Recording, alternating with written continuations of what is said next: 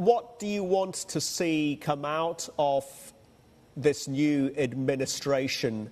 And do you feel that immigration policy is moving in the wrong direction as it pertains to the Philippines? I think what we're looking for, we have a wish list that, of course, starts with a highly improbable free trade agreement with the United States. We're really banking on President Trump's statement when he was in the Philippines the first time around, where he said he was looking favorably at the free trade agreement with the Philippines. But of course, things have changed. And so we have other wish lists looking at perhaps industries such as a possible critical minerals agreement, a general system of preferences for some of our exports that the United States could certainly benefit from.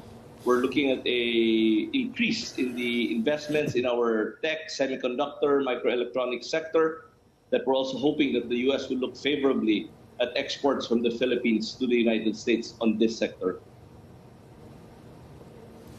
Hey, Frederick, thanks. It's Rob here. I wanted to shift the conversation to the domestic economy.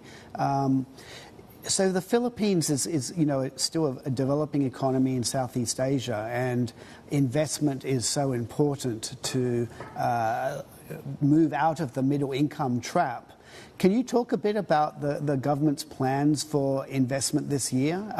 To me, the biggest concern is if investment goes in the wrong areas and it is misallocated and goes into property, for instance, as we saw during the Asian crisis. What's the plans for the investment outlook for the Philippines? Yeah. Let me start it off by saying that our economy grew by 5.6% in 2024, which is still the second best in the region and one of the highest in the world. Our president has been very clear about his goal for as far as investments are concerned. We really want to attract large-scale foreign direct investments into the Philippines. And we have enabled this by the passage of a law called the Create More Act last November. This law gives a lot of fiscal incentives, income tax holidays, and reduced income taxes to foreign direct investors in the Philippines, especially if they are invested in the export sector. So we're very clear we want to attract the private sector's investments into the Philippines to help propel our economy. But at the same time, the government has also allocated about 1 trillion pesos for infrastructure development that we believe will